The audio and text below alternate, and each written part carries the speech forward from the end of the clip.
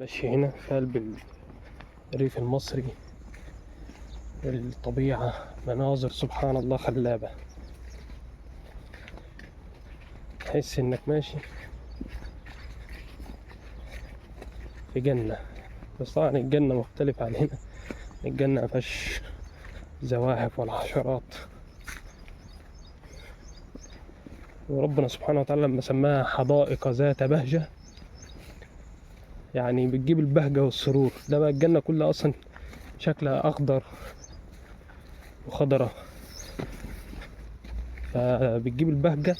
فلما انت تبقى مكتئب أو حزين تمشي في الأرض الخضراء نفسيتك ومزاجك تتغير.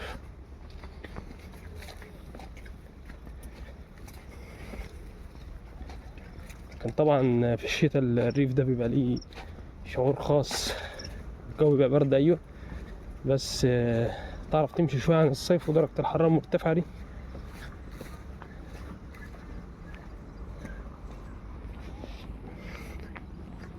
نهاية المطاف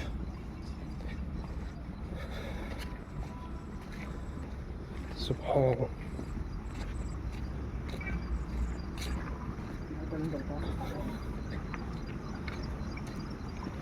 وصلنا لنهاية الرحلة.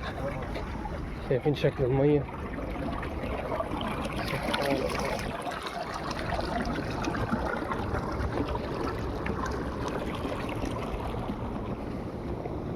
شلال صغير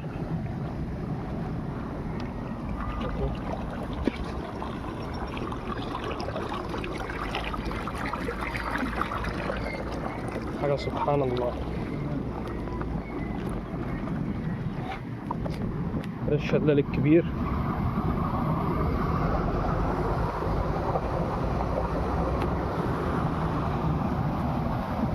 والله بقول لكم شربا